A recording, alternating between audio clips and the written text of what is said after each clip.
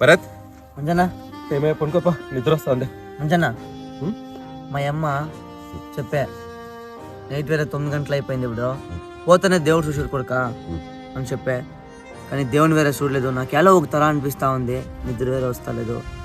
కొనుక్కోమంజనా నాకేదేమో నిద్ర వస్తలేదు. అమ్మ ఫోన్ వచ్చిందా? మా అమ్మ ఫోన్ చేసిండే దేవుని చూస్తావా అని చూస్తుంది అంటే కానీ ఏమో తప్పు చెప్పినట్లు అనిపిస్తా ఉంది.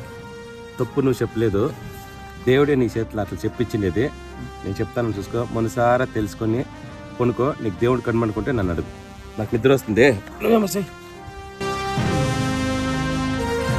ముంజని చెప్పినట్లా మనసారా దేవుని తెలుసుకుంటే కనబడతారా?